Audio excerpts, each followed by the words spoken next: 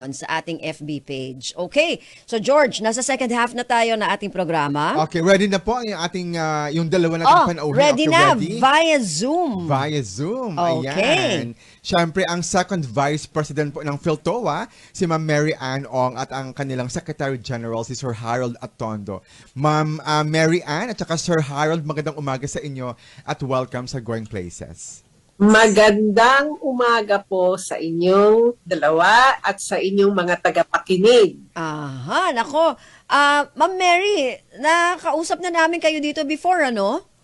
I think so, mga 2 years ago. Oh, 2 years ago? Oo, ang bilis lang ng oo. panahon. Oo, okay. Parang kailan lang yun, Ma'am Mary? Oo nga oo. Yes po. Okay, so good morning din, George, dun sa kanya makakasama ngayon, ang Secretary General ng PhilToa, si Sir Harold Atondo. Sir Harold, magandang umaga. Good morning po, Miss Ben and Sir George. At sa lahat po ng mga nakikinig ng Radyo Pilipinas, magandang umaga po. Ayun, okay. So tuloy-tuloy na tayo, George, ano? Ikaw muna, baka Okay, may sige. gusto kayo tanong. Alam ko, marami na po ang nakakaalam tungkol po sa Philippine Tour Operators Association of PhilToa, pero para sa mga konting hindi pa nakakaalam po, so ano-ano po yung, paano po natin ipapakilala, anong klaseng organisasyon po itong PhilToa, Ma'am Mary Ann? Ang PhilToa po is short for Philippine Tour Operators Association. Ito po asosasyon ng mga travel and tours companies.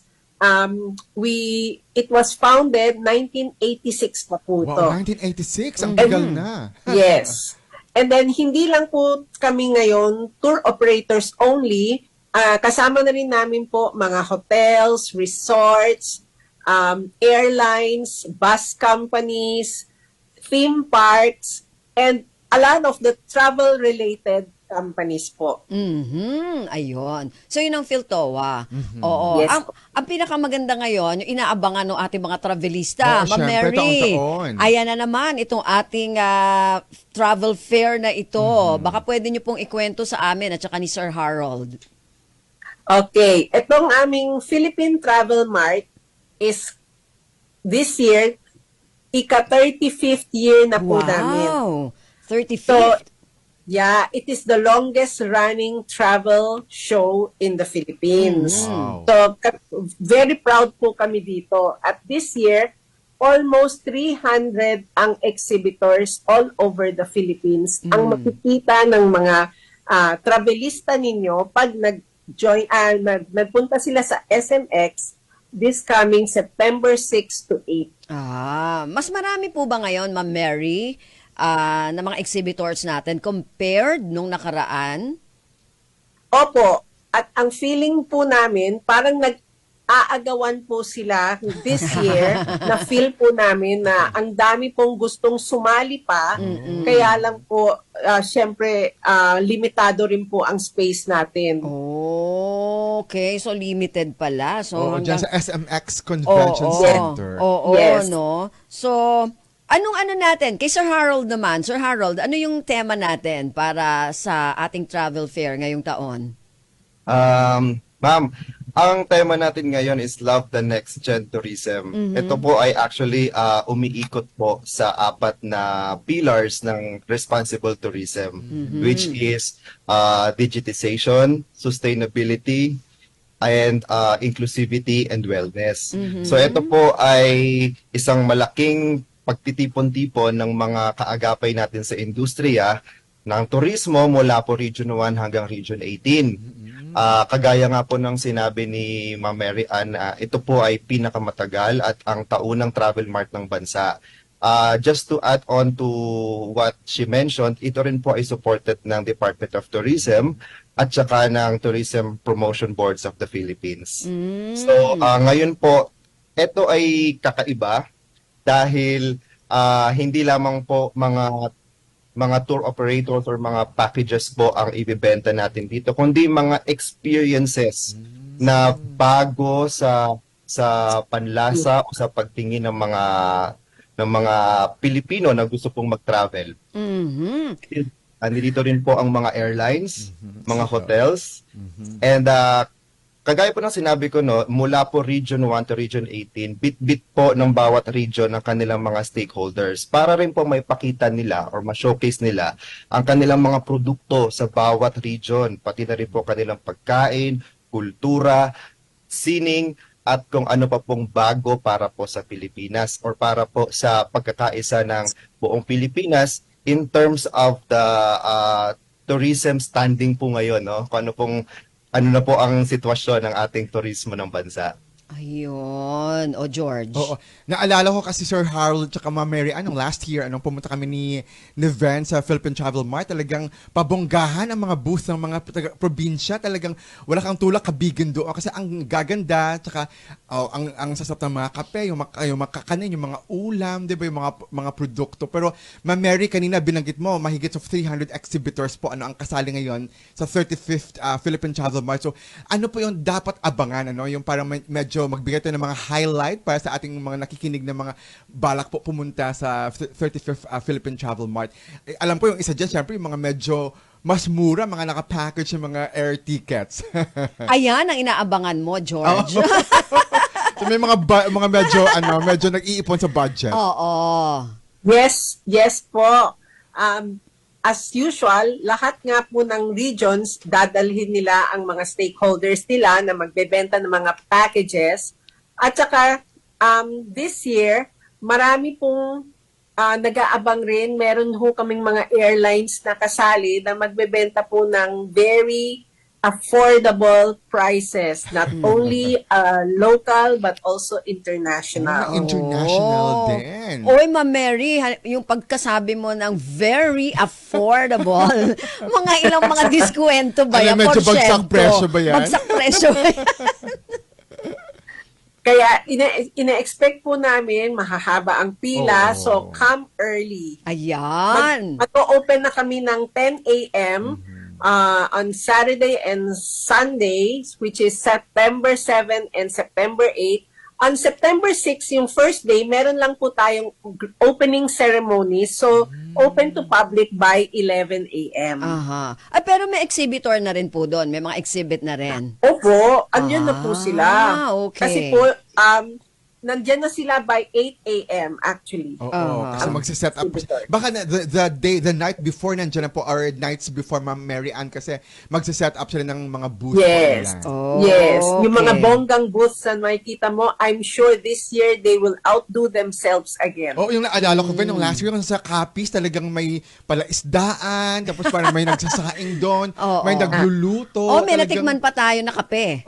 Yeah. Tsaka ang daming, anong tawag dito, klase ng kape sa iba't ibang rehiyon, di ba? Sa Mindanao, sa Luzon, sa Visayas. Kaping bigas ata yun, George. Pati bigas, Kape na bigas. Oo, yung natikman natin. Yeah. Medyo marami rin din kaming nabili dyan ng last year. So, ano yung, ayun, nabanggit na rin ni Ma'am Mary kanina, no? So, sige, Sir Harold, ano sa tingin mo yung magiging kaibahan ngayong itong travel fair na ito compared nga nung nakaraan, ano? May mga bago? Ano yung mga bago na yan? Kasi sabi natin kanina, may mga bago, pati experiences, di ba? At saka pang Gen Z yung parang yung tema nila for this year. Sige po, unahin na muna natin paano tayo makakarating sa lugar. Okay. Previously po kasi, ang ginagawa po is para po tayong pipila tapos bibili tayo ng ticket para makapasok. Ngayon po kasi, dahil po sa ating tema na Next Gen Tourism, sabi ko nga po kanina, pinopromote natin ang digitalization para naman po tayo po ay umugnay sa digital era na demand din po ng mga kabataan ngayon. Ngayon po, actually po, kagabi, kakaumpisa lang po namin magkaroon po ng pre-selling ng ating tickets. So, magiging available na po ang tickets ahead of the event. So, kung pwede ko na po bang banggitin dito kung saan sila pwedeng bumili ng ticket. Oo naman. Pwede naman. Sige po. Sa mga nakikinig po, pumunta lang po kayo sa www.philtravelmart.com/buy ticket. Makakabili na po kayo doon ng early bird rate, which is 80 pesos. Hanggang September 31 po ito. Pagdating po ng August 31 po. Pagdating po ng September 1, ito po ay babalik na sa original na presyo na 100 pesos. Makatipid ka Para ng 20 po sa ating pesos, mga no? seniors, students, and PWD, meron po tayong applicable pa rin po ang 20% discount. Okay. Aba, okay din yun. Oo, may ano? pre-selling na pala, pati sa Philippine Travel Oo, Mart may oo. pre-selling So, na. ng digital ticket. digital na tayo, Digital George. na doon. Oo, o bukod doon, Sir Bago lang Harold. po, Ma'am Ben, ito po ang kauna-unahang gagawin po sa Pilipinas ng Travel Mart na makakaroon po ng digital ticketing. At kami po ay proud sa PhilToa na gampanan itong challenge na ito no ng ating lipunan na magkaroon na ng pre-selling at magkaroon na rin po ng online ticketing at cashless payment. Aha. Kasi yan na po talaga ngayon ang yan na po talaga ngayon ang hinihingi nila at tinatanong. Siguro po mga kalahati pala ng taon yan na po kagad ang number 1 na tanong sa amin ng mga tao. Kayo ba ay tatanggap ng GCash, bank transfer, or kahit na anong payment gateway po? Kasi syempre hindi naman po kataasan ng halaga ng ticket natin, 80 pesos lang or 100. It can be a convenience for them. Ayun. We're going to bridge that inconvenience this time so that yung experience pa lang sa umpisa pa lang maramdaman nyo na yung ibig sabihin ng next gen tourism. Oo nga, no? Oo nga Diba? naman. So, kumusta naman yung pre-selling sa digital? Kagabi pa lang po kami nag-umpisa, Ma'am Ben, Okay. pero dinudumog na. Sabi nila, magdagdag na tayo ng iba pang mode of payment. Gusto nila credit card pa, pati 80 pesos gusto credit card pa din. Sige po, Grabe. next week, lalagyan namin ng credit card mode of payment Grabe yan. naman ang demand, pati credit card. Hindi, baka maramihan naman sila, Oo di nga ba? naman, tama. Kung Opo, mga 100 tao sila. O, Baka isang buong pamilya o 10 magkakaibigan na Oo. medyo malaki. Oo naman, di Kagandahan ba? din po nito, no, kapag po naka-digital tayo lahat. Kasi po, nagpunta kayo, Sir George and Ma'am Ben, last year sa ating Travel Mart. Nakita nyo naman, meron tayong mga raffle draw. O manawan. So kapag Pero hindi dating kami nanalo. kapag electronic na lahat, mas electronic na rin ang raffle draw. Mas mabilis, Ayun. mas maigi, mas exciting. Oo. Paano ba yung raffle draw na yun? Ba't nung nakaraan, parang hinahanap namin yung nagra-raffle para hindi namin makita. Saan ba yun ang ginagawa? Naku, si Ma'am Mary Ann pong sasagot ko. Siya po nakakaalam lahat. Back to Mary, Back to Ma'am Ann. Mary. Okay, back to Ma'am Mary Okay, Ann. ma'am. Since electronic na po ang raffle draw natin this year, we will do away with the tambiolo. Wala na pong tambiolo. So, okay. pagpasok ninyo, bago kayo pumasok sa hall, may registration po sa aming kiosk na Aha. tinatawag. Yes. Sa kiosk, very easy lang. Pag nag-online payment na kayo sa bahay, all you have to do is show your QR code, is-scan yun, magpiprint out ng Badge. sticker na yung badge, is-sticker nyo lang sa suot ninyo, and then yung raffle this year, meron lang po tayong qualification. You have to buy at least at 5,000 pesos accumulated naman po. Aha. Accumulated na resibo, and then that 5,000 pesos worth will Qualify. you yes, you qualify you to one raffle ticket. One raffle. So if you buy 20,000 worth of travel product, then you get 4 raffle tickets. Raffle tickets. raffle ticket. Aha. And then ang maganda ngayon is you don't have to be present anymore Okay. to win. If nakuha yung name ninyo at nanalo kayo, we will still contact you through the mobile number or email address na nasa registration, and pwede nyo pa rin i-claim yung prize. Oo. Pero Ma'am Mary, ang tanong, ano-ano ang mga papremyo? Oo. Oy, magaganda. Oo. Kasi May syempre, mga Ma'am Mary overnight Ann. stay sa Tagaytay, Oo. merong mga free buffet lunch or dinner sa mga 5-star hotels. Yes. May mga overnight stay sa mga resorts na drivable naman from Metro Manila. So, magaganda ang mga ano natin because we also solicit from the exhibitors who are there. Ayun. Oo. Mai-add lang po namin, Ma'am Ben, ang mga exhibitors po ngayon, other than the raffle draw, ay nagbigay din po sila ng kanya-kanyang giveaway. Ayun. Kaya po, pag pumunta kayo sa Instagram or sa Facebook po ng Phil Travel Mart or ng Philippine Travel Mart, makikita nyo po lahat ng mga exhibitors ngayon from the hotels to travel agents to tour operators, to airlines, nagbigay po sila ng mga giveaways nila worth 3,000 and above item na presyo, ay na pag-giveaway po. Yan po ay may mechanics din. So susundan lamang po ng audience kung paano po nila gagawin, and to claim that they have to be on the booth. At si merchant na po mismo magbibigay sa kanila ng kanilang panalo kung sila po ang nanalo. Again, this also be processed through digital electronic raffle. Kaya po, iiwasan natin dito yung mga traditional way of getting the winners. Like, hindi na po tayo naka-fishbowl or kung ano man Oo pong... nga. Yun ang hinahanap Dati pa namin eh. Yung parang ano na yon. So, hindi na. Pero, Sir Harold at Ma'am Mary Ann, kunwari, kung hindi sila magdi-digital, through digital, pwede din sila na bumili Ng ng ticket ticket. Yes. Doon mismo sa venue. Ang tawag namin doon, on-site selling of tickets. Ayun. Meron din po. Meron din naman. You can also still pay cash. Meron kaming special designated cash lane. Yun din lang po. You still have to key in your details, personal details, dahil para ma-qualify pa rin kayo sa raffle. Ayun naman pala, George. So, pwede din. Kasi, Pwede, oo. syempre, yung mga Yes. nakikinig sa atin na yung iba hindi naman masyadong techie, ano? Yes, Lalo na yung mga yes. edad. Baka hindi sila marunong ng mga digital na ganyan. So, pwede pa rin Kaya, pala.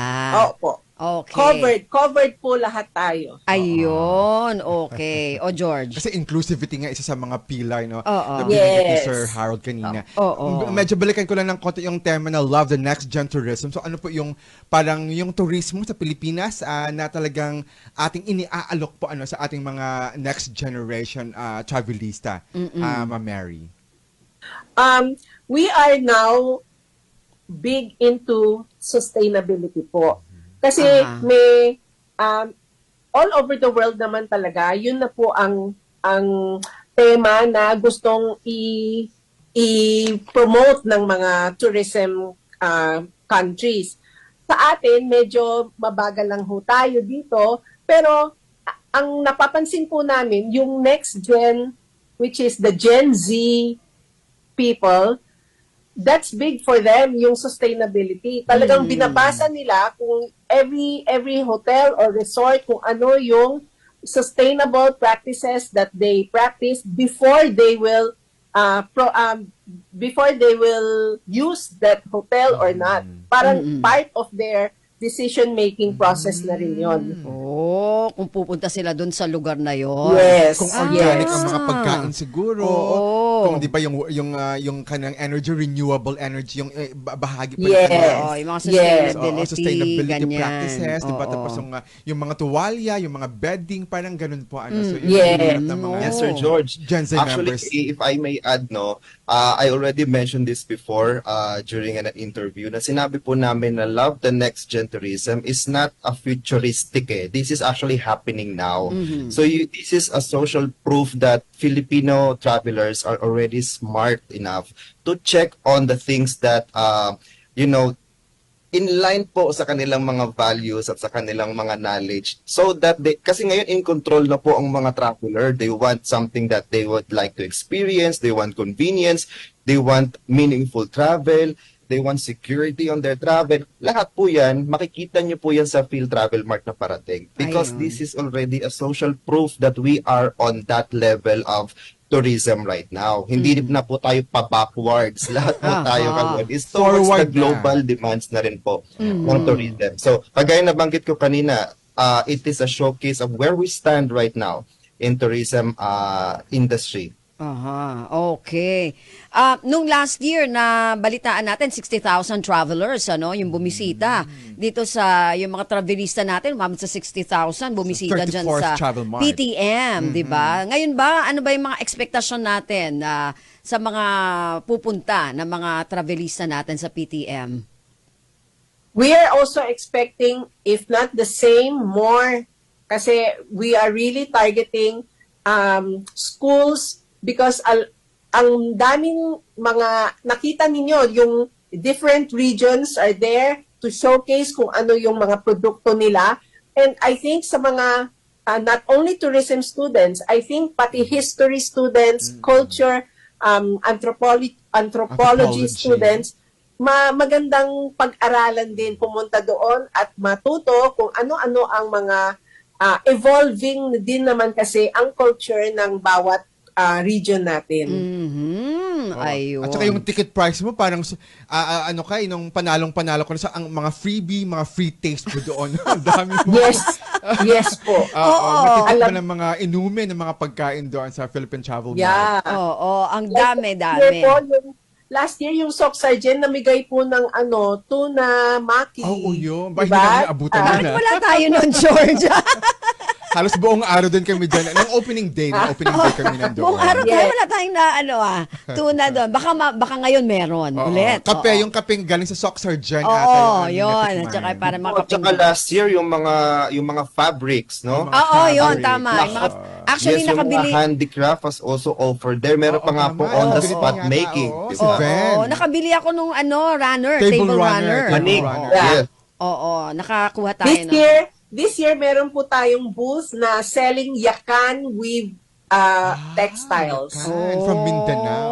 Oh, ayan So, yung mga nakikinig sa atin, exciting, di ba? Oo. Itong mangyayari. So, Ma'am Mary Ann tsaka Sir Harold, may mga iba pa ba kaming hindi na itanong na gusto ninyong iparating din dun sa mga gustong pumunta dyan sa PTM? Well, on my side, gusto ko lang pasalamatan po yung mga sponsors po namin for this year, if I may. Sige po.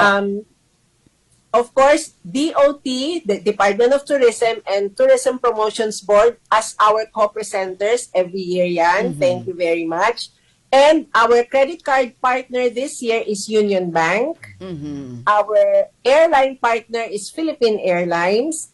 And meron ding major sponsors is GCash and ITPI. ITPI is our technology na nag-enable ng aming digital payment this year. O yun. Oh, Sir Thank you. Harold. Sir Harold Harold? naman. Apo, sa akin po gusto ko magpasalamat unang-una sa inyo po, Mang Ben and Sir George, sa pagpapaunlak niyo po sa amin dito. At isagkaroon po kami ng plataforma para po ma-explain namin kung ano po mga dapat i-anticipate sa parating po na Philippine Travel Mart. Pangalawa po, gusto ko magkasalamat sa mga tao na sumusuporta, sa patuloy na sumusuporta. 35 years na po kami sa Philippine Travel Mart, sa DOT, tulad po nabanggit ni Ma'am Mary Ann, DOT and TPP. Kung wala po sila, hindi po tayo magkakaroon ng ganitong klaseng selebrasyon. Para sa akin po, ito po ay tinuturing kong isang malaking taunang selebrasyon na kung saan po nagsama-sama po ang mga stakeholders, ang mga provincial offices at nag-celebrate po ng kani-kanilang diversities, kani-kanilang colorful representation sa ating mga mamamayan, no?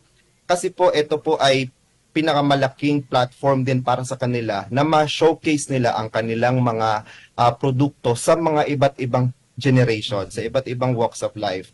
Dahil ito lang po talaga ang ating chance to do that in 1 to 2, 3 days na buong Pilipinas ang ma-showcase natin.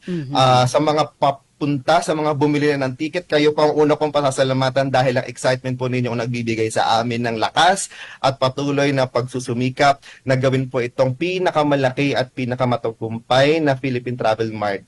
Kung sakasakali po Siyempre, Yung po i-claim ang na po aim natin talaga yan. namin Oo. dito. Oo, sa taon na i-claim to. na, i-claim na yan. Oo. Oo. Of course, we have 70,000. kung ano mang nagawa namin ngayon, hihigitan pa namin yan next year. So, Oo. sana po ma-meet namin lahat ng aming internal expectation, pati na rin po ang mga external expectation ng tao. Ay, oo. Maraming salamat po, Ma'am Ben and Ma'am George. Oo. Sir George. Ay, kami na magpapaano ni George talaga, no? Magpapatunay. Magpapatunay na masaya talaga, no? Oo, ang saya doon, parang fiesta. Oo, tapos ang dami mo talagang gustong bilhin. Kaya lang kailangan mo ng budget. Kailangan mo mag-prioritize. Ma-add ko lang, no, kung sabi nyo kasi kailangan ng budget. Yeah. Meron na po tayong Travel Now, Pay Later. Isa rin po yan Then. sa magiging offer this year. Ay, hanapin natin yung booth na yun. Yeah. May nag-offer. Oh, mga kaibigan, travel now, pay later, may mga ganon. So, pwedeng-pwede kung wala ka pang budget, George, ha? Tama, oo.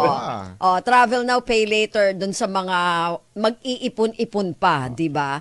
Pero talaga nire-recommenda namin dahil ilang PTM na rin tayo nakapunta, George, 'di ba? Siguro mga twice or thrice, no, na nakakapunta na rin kami. Talagang marami kayong mapagpipilian, may mga discounted, may mga promo, at saka magaganda yung mga at masasarap yung pinatitikim sa Oo, ang atin. ganda talaga. Parang wala kang tulak kabigin nga doon eh. Oo, Kung pwede oo. nga lang lahat, mabilhan Totoo mo, yun. puntahan mo, Totoo. di ba? No? Kaya Talagang- nga ako napabili ako ng mga table run. Pero ano naman talaga, maganda naman talaga. Kasi pag dito, hindi mo talaga yun mabibili ng ganong kamura din, di ba? Anyway, so, Ma'am Mary Ann at saka Sir Harold, imbitahin natin ulit yung mga nakikinig sa atin na magpunta sa PTM. Okay, thank you po. 35th Philippine Travel Mart, mangyayari na po ngayong September 6 hanggang September 8 sa SMX sa May Pasay City. Sana pumunta ho kayo, maraming travel products na naka-discount as much as 50% to 70% Wow. discount ang mga tours and airline tickets. So, Okay. punta na ho kayo. Ayun, punta na Sir Harold. Amin pong iaalay sa inyo ang mga best of the local travel and services po. Kasama rin po dyan ang mga establishment na nagbibigay po patunay ng Filipino Service Excellence. Pati na rin po ang mga international mga packages. Isa rin po yan sa mga aming issue showcase this year. Para po sa mga tickets, maaari na po kayong bumili. Ngayon pa lang sa pamamagitan ng pag-login po sa www.philtravelmart.com/buy tickets para po makaiwas tayo sa pila at sa last minute na cramming. Ayun. Tama. Kita-kita po tayo lahat doon. Sige, Welcome po kayo lahat. okay. Sige, kita-kits sa September 6 hanggang 8 sa SMX Convention Center para dito sa ating Philippine Travel Mart. So maraming salamat, Sir Harold at Ma'am Mary Ann. Yeah. Okay. Sir George and Ma'am Jen. Okay, maraming salamat si Ma'am Mary Ann Ong at si Sir Harold Atondo mula sa Philippine Tour Operators Association o PhilToa. Maraming salamat po. Ayun. Okay. Sige, so George, magpapasalamat naman tayo dun sa mga kasama naman natin, syempre, dito sa ating program. Okay, maraming salamat po sa bumubuo ng ating production team. Syempre, yung ating mga segment producer, sina Bea